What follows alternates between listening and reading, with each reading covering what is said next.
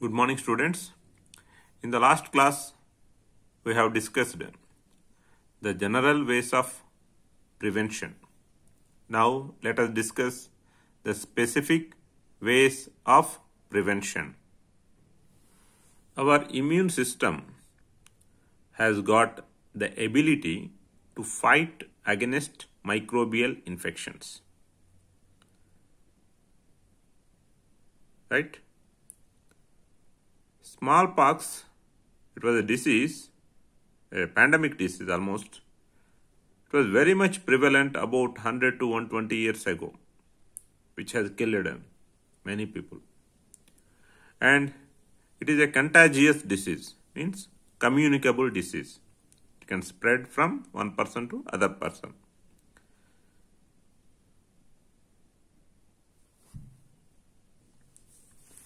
If a person had already suffered with smallpox disease and survived, means the disease is cured in that person, then that person is not going to have any problem to suffer with the same disease again.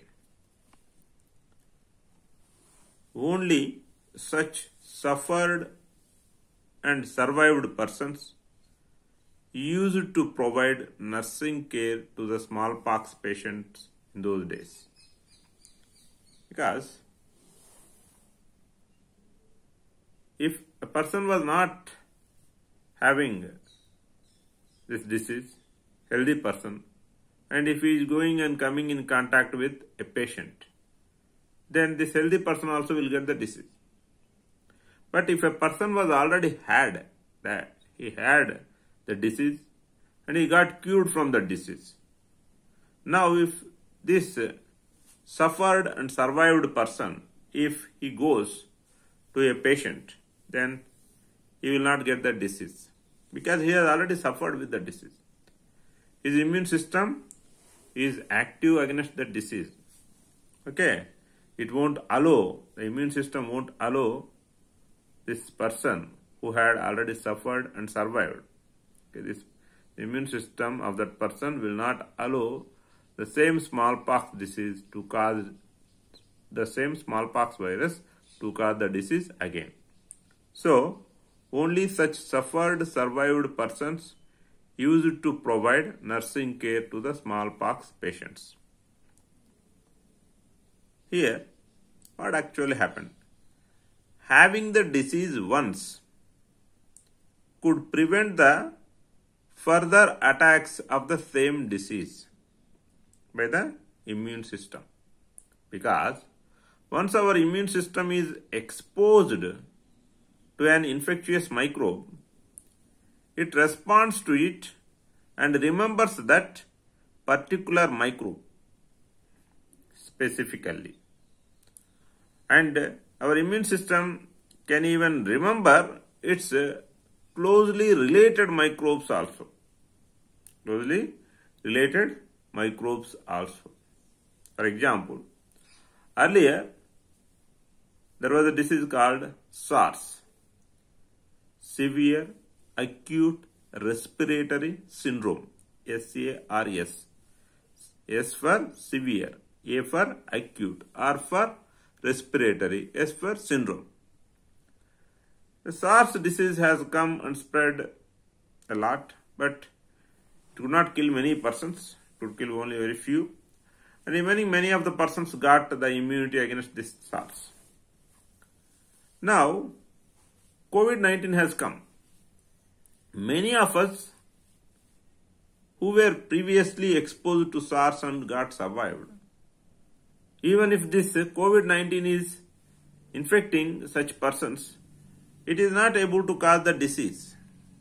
And asymptomatically, we are getting infected with COVID-19 and this COVID-19 is even getting cured also.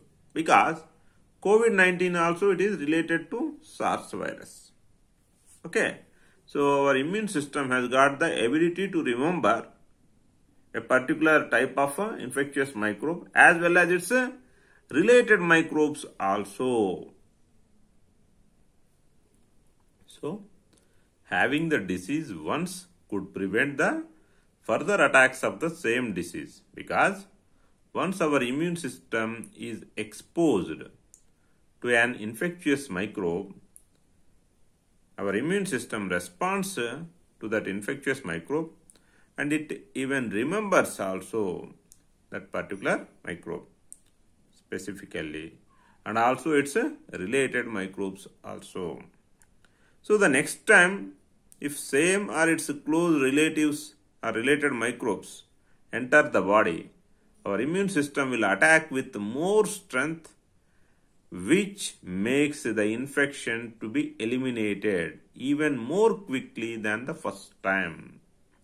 Okay, so same infection which has already attacked our body, if it attacks once again, our immune system, as it has already could eliminate previously, now it can easily eliminate it with more strength and more faster rate.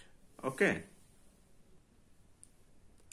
Allowing our body to have the exposure to an infectious microbe at a milder level or at a milder dose. Milder dose means it cannot cause disease. Okay. So allowing our body to have the exposure to an infectious microbe at a milder level or dose, and making our immune system strengthened against that particular or its related disease causing microbes is the principle of vaccination. Okay. So in order to prevent many diseases nowadays, vaccination is carried out. But what is the principle of vaccination?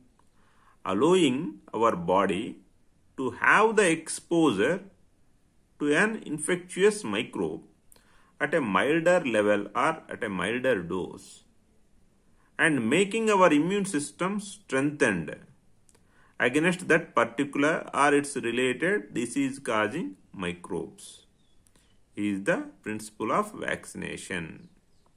Okay. So there are several examples of this vaccination. Nowadays, by using technology, more sophisticated vaccines are produced. Olden days also, vaccination has been carried out at their particular levels with their available knowledge during those periods. So examples of this vaccination. In olden days, Indian and Chinese traditional medicine systems, they used to rub the skin crusts of smallpox patients into the skin of healthy people. So the smallpox and even chickenpox also you might be seen, they produce some crusts outside of the skin, and slowly with our immune system they will get the virus that is present in these crusts will be becoming weak. So once a patient has suffered this smallpox and is about to get cured, at that time, if these crusts are removed from the skin of those patients carefully, and if this, the crust will contain pus-like thing, that pus is applied onto the skin or into the body of the, not into the skin, into the body of the healthy people, then it used to provide what? Immunity against the smallpox. Means these healthy people, previously they didn't get that smallpox, and now they are exposed to the milder form of this smallpox.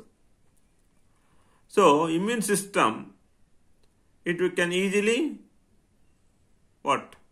Prepare itself and becomes resistant against the smallpox. Okay. Rubbing the skin crusts of smallpox patients into the skin of healthy people induce mild form of smallpox virus into the body of healthy people. This creates resistance in the bodies of these healthy people. So when we rub the skin crusts of smallpox patients into the skin of healthy people, what it will cause? It will induce mild form of smallpox virus into the body of healthy people. And this creates resistance in the bodies of the healthy people. in the late 19th century, an English physician, Edward Jenner, he understood that the milkmaid, means the workers who work with the cows or buffaloes. Okay. In the late 19th century, English physician, Sir Edward Jenner, he understood that the milkmaid who had already had cowpox, because even cows also they get a particular pox disease that is called cowpox. When the milkmaid work with the cows, they also will get affected with this cowpox disease. Such milkmaid who had already had cowpox, they did not get the smallpox disease. They did not get the smallpox disease during the epidemic time also. During the epidemic means widely spread time. Widely spread time also, these people, they did not get a smallpox.